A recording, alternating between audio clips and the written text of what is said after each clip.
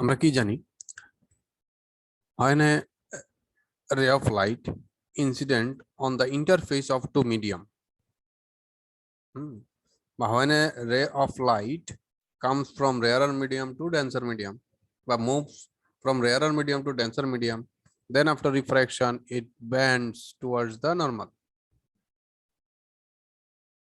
ঠিক আছে, এটা আমরা আগে থেকে জানি। এখন কি হচ্ছে, এখন ডেন্সার থেকে রেয়ার, তো ডেন্সারে কি হয়, when a ray of light incident on at the interface of two medium, হ্যাঁ এটা এটা এইভাবে বলবো আমরা, when a ray of light moves from বা comes from denser medium to rarer medium, then after reflection it will bend away from the normal.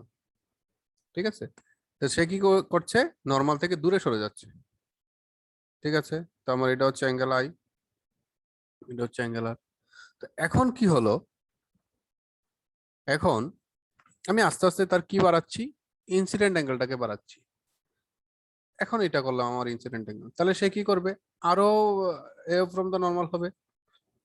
তারপরে আরো বাড়ালাম, তখন কি হবে, তখন দেখা যাবে কোনো একটা পার্টিকুলার অ্যাঙ্গেলের জন্য সে কি করছে, ইন্টারফেসের গা ঘেঁষে যাচ্ছে। ঠিক আছে, সে কি করছে, ইন্টারফেসের গা ঘেঁষে যাচ্ছে। ওই যে অ্যাঙ্গেলটা, এটা কি বলে, ক্রিটিক্যাল অ্যাঙ্গেল। তো এটার জন্য light must be comes from denser to rarer, কারণ এ ফ্রম দ্য নর্মাল হতে হতে হতে হতে তারপরে ইন্টারফেস দিয়ে যায়। ঠিক আছে, তাহলে ক্রিটিক্যাল অ্যাঙ্গেল, এই অ্যাঙ্গেলটাকে কি বলে, ক্রিটিক্যাল অ্যাঙ্গেল। এটাকে থিটা সি দিয়ে লেখা হয়। তাহলে ক্রিটিক্যাল অ্যাঙ্গেলের ডেফিনেশনটা কি হবে, তো আগে বুঝো ক্রিটিক্যাল অ্যাঙ্গেলটা কি কি হয়। একটা রে যখন ডেন্সার মিডিয়াম থেকে রেয়ারার মিডিয়ামে যায়, তখন কি করে, সে নর্মাল থেকে দূরে যেতে থাকে। তো আস্তে আস্তে যখন আমরা ইনসিডেন্ট অ্যাঙ্গেলটাকে বাড়াবো, তখন আস্তে আস্তে আরো বেশি দূরে যেতে থাকবো নর্মাল থেকে। যেতে যেতে যেতে যেতে একটা টাইমে কি করবে, সে ওই ইন্টারফেস, ডেন্সার আর রেয়ারার মিডিয়ামের ইন্টারফেস দিয়ে কি করবে, সে পাস করবে। ঠিক আছে, দা incident angle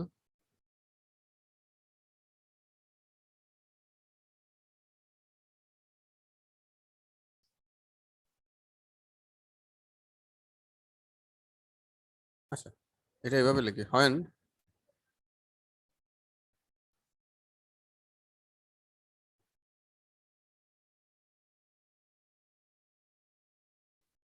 when a ray of light travels from denser medium to rarer medium, কোথা থেকে কোথায় যাচ্ছে, ডেন্সার মিডিয়াম থেকে রেয়ার মিডিয়াম যাচ্ছে, then for a particular angle of incidence,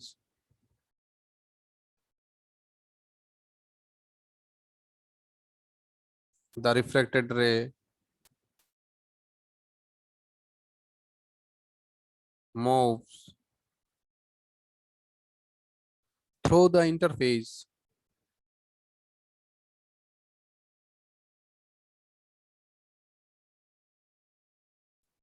of the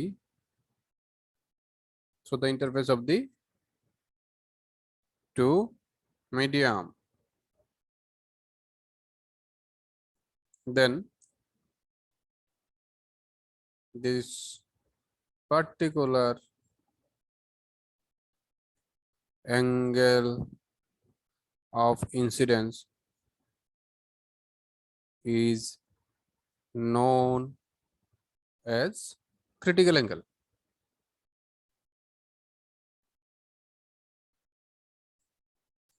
Is known as critical angle.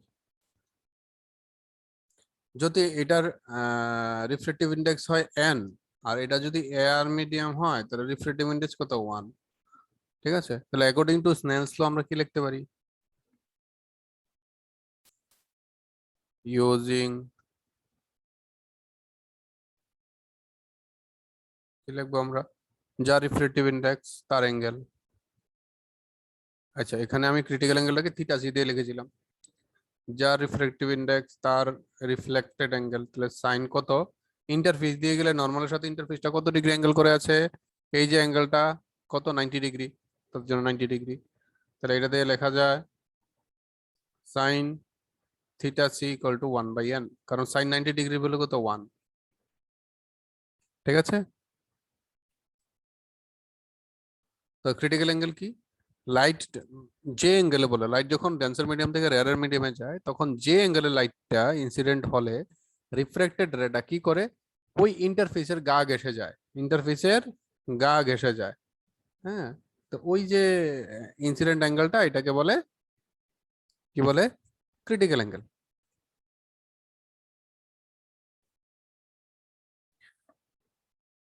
ধরো এটা হচ্ছে আমার ক্রিটিক্যাল অ্যাঙ্গেল, ঠিক আছে। তো এখানে ক্রিটিক্যাল অ্যাঙ্গেল যদি এটা হয়, তাহলে এই ক্রিটিক্যাল অ্যাঙ্গেলের লাইট যদি এখানে পড়ে তাহলে সে কি করবে, এই ইন্টারফেস দিয়ে চলে যাবে। তো এখন যদি আমার ক্রিটিক্যাল অ্যাঙ্গেল থেকেও বেশি অ্যাঙ্গেল ইনসিডেন্ট হয়, তখন সে কি করবে, এই মিডিয়ামে আবার ফিরে আসবে। ঠিক আছে, ক্রিটিক্যাল অ্যাঙ্গেল কি মানে তার লাস্ট সীমানা এই ইন্টারফেস দিয়ে লাইটটা যাবে, তার উপরে তো আর জায়গাই নেই। ঠিক আছে, তো এটাকে বলে ক্রিটিক্যাল অ্যাঙ্গেল। তো এখন কি হয়েছে, ক্রিটিক্যাল, এটা হচ্ছে ক্রিটিক্যাল অ্যাঙ্গেল, তো ক্রিটিক্যাল অ্যাঙ্গেল থেকেও যদি আমার বেশি অ্যাঙ্গেলে ইনসিডেন্ট হয়, তাহলে সে লাইটটা কি করবে, তখন আর রিফ্র্যাক্ট করবে না, তখন রিফ্লেক্ট করে সেই মিডিয়ামেই ফিরে আসবে। এটাকে বলে টোটাল ইন্টারনাল রিফ্লেকশন। ঠিক আছে, আচ্ছা হয়, তাহলে এটা কি হবে, when a ray of light travels from denser to rarer medium, when a ray of light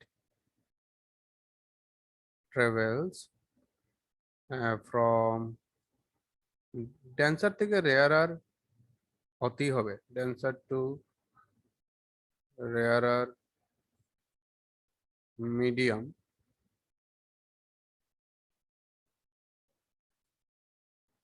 then if the angle of incidence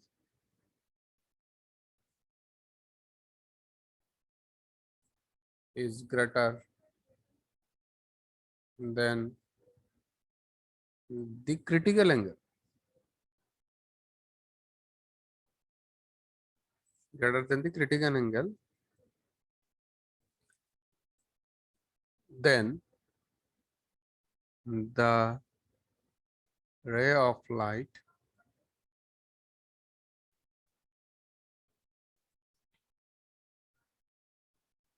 reflected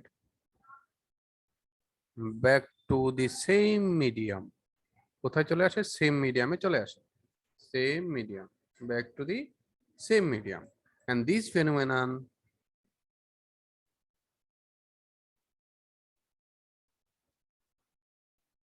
is known as total internal reflection। এটা কি, total internal reflection। এবার total internal reflection বা critical অ্যাঙ্গেলের condition কি, প্রথম condition হচ্ছে condition light must be travels from denser to rarer medium.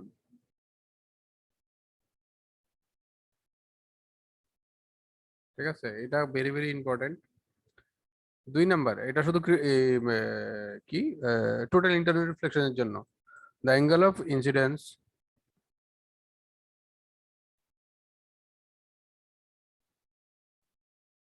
must be must be greater than uh, greater than that of critical angle। তাহলে কি হতে হবে, আমার ক্রিটিক্যাল অ্যাঙ্গেল থেকে বেশি হতে হবে, angle of incidence critical angle থেকে বেশি হতে হবে, এবং light must be travels from denser medium to rarer medium. ঠিক আছে, এটা হচ্ছে আমাদের আমার ক্রিটিক্যাল অ্যাঙ্গেলের, আরে সরি, টোটাল ইন্টারনাল রিফ্লেকশনের কন্ডিশন।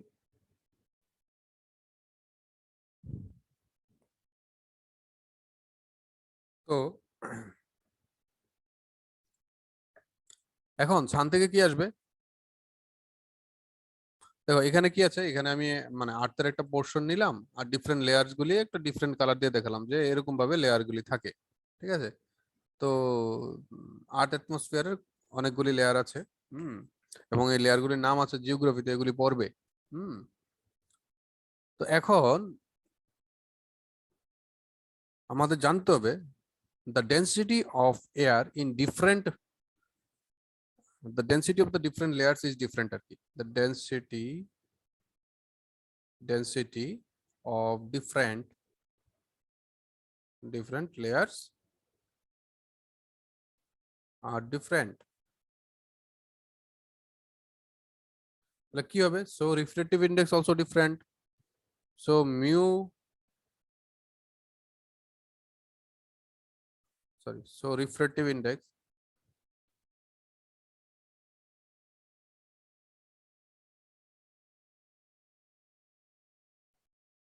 are also different।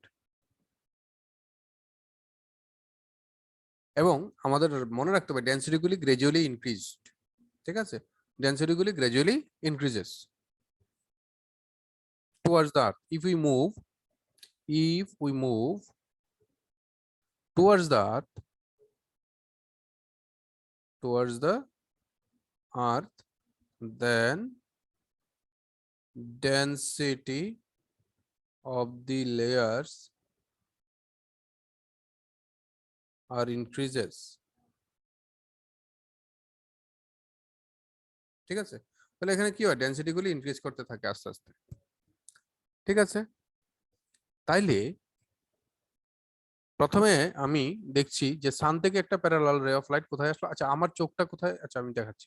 সান থেকে একটা প্যারালাল রে অফ লাইট কোথায় পড়লো? এখানে পড়লো।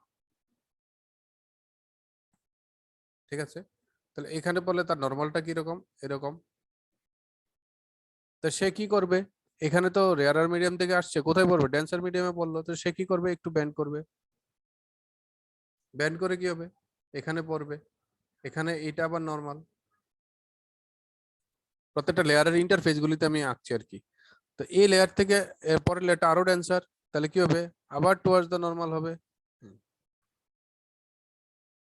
ঠিক আছে, তাহলে এই লেয়ারটা আরো ডেন্সিটি বেশি, তখন কি হবে, আরো ব্যান্ড করবে। ঠিক আছে, তো ব্যান্ড করে আমি আমার চোখটা যদি এখানে থাকে, তাহলে আমার কাছে মনে হবে সানটা কোথায় আছে জানো? আমার কাছে মনে হবে সানটা আছে, আচ্ছা এটা বেশি ইয়ে করে এঁকে ফেলেছি একটু, কারণ সানটা আঁকার জায়গা নেই আর কি এখানে। তা আমি একটু ছোট করছি তাকে।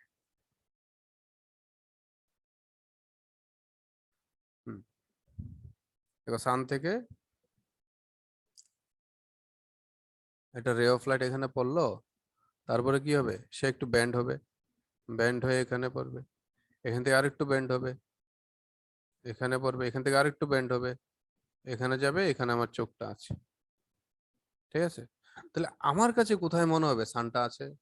অ্যাকচুয়ালি লাস্ট যেখানে এসে পড়লো আমার কাছে, এই লাইন বরাবর, তো এই লাইন বরাবর সে আমি যদি পেছন দিকে ড্র করি, তাহলে আমার কাছে মনে হবে সানটা এখানে আছে।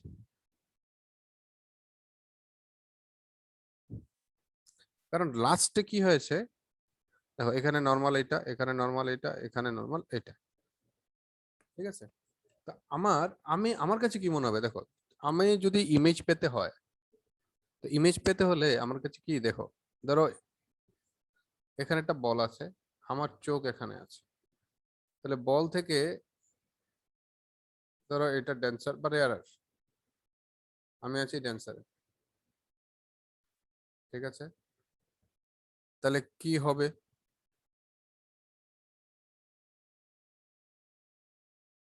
তাহলে এখান থেকে একটা রে অফ লাইট আসবে, এখান থেকে একটা রে অফ লাইট আসবে, এখানে পড়বে, পড়ার পর কি হবে, একটু টুয়ার্ডস দ্য নর্মাল আসবে। ঠিক আছে, ধরো আমার চোখটা এখানে, তাহলে টুয়ার্ডস দ্য নর্মাল আসলে এইভাবে আসবে। আচ্ছা একটু বড় করে দেখাই তাহলে তোমাদের সুবিধা হবে। তো দেখো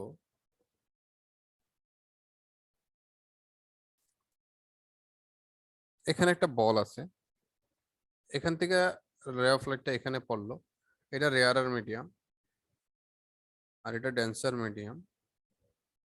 এখন এটা হচ্ছে আমার নর্মাল।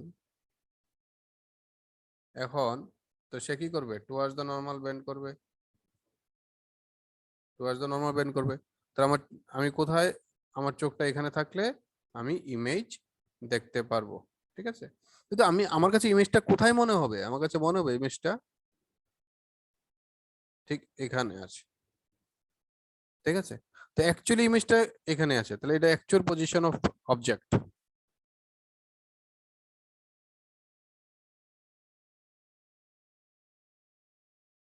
আমার কাছে কোথায় মনে হবে, যেখানে মনে হবে এটা হচ্ছে অ্যাপারেন্ট।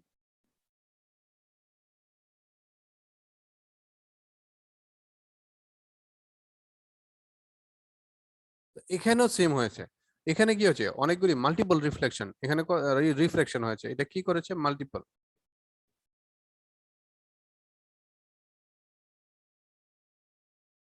Multiple reflection. তাহলে মাল্টিপল রিফ্লেকশনে কি হচ্ছে, আস্তে আস্তে আস্তে আস্তে নর্মালের কাছে আসছে, তাহলে ফাইনালি আমার এই জায়গাটা হলো, ঠিক আছে, ফাইনালি আমার এই জায়গাটা হলো, এই জায়গাটা দিয়ে আমার চোখে আসলো। তাহলে এইটার সাথে যদি আমি এটাকে যদি সেম লাইন যদি আমি পেছন দিকে তোমার এক্সপ্যান্ড করি, তাইলে আমরা আমাদের কাছে পেছন দিকে যদি এক্সপ্যান্ড করি তাহলে আমাদের কাছে মনে হবে যে সানটা এখানে আছে, ঠিক আছে। তাহলে এটা হচ্ছে actual position of San.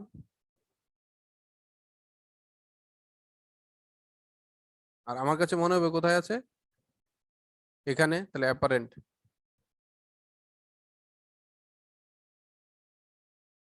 Position of San. তাহলে এখন দেখো সবসময় এই কেসটাই হতে থাকে। তাহলে সানকে আমরা একটু অ্যাডভান্স দেখি, দেখো সানকে আমরা একটু অ্যাডভান্স দেখি, সান আছে কোথায়, এখানে, আমরা দেখছি কোথায়, এখানে। তাহলে সানকে আমরা অ্যাডভান্স দেখি, এই কারণে আমরা বিফোর সানরাইজ অ্যান্ড আফটার সানসেটও আমরা সানকে দেখতে পাই, ঠিক আছে। মনে রাখবে, we see the sun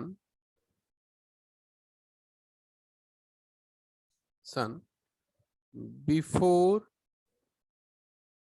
sunrise and after sunset due to multiple refraction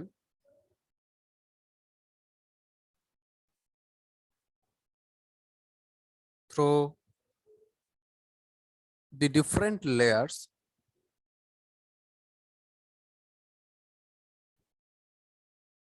of atmosphere, ঠিক আছে। এটা খুব ইম্পর্টেন্ট, খুব ইম্পর্টেন্ট এগুলো, ঠিক আছে। তাহলে আমরা কি করি, সানরাইজের কিছুক্ষণ আগে এবং সানসেটের কিছুক্ষণ পরেও সানটাকে দেখতে পাই, কেন, due to the multiple refraction through the different layers of atmosphere. আশা করি বুঝতে পেরেছো।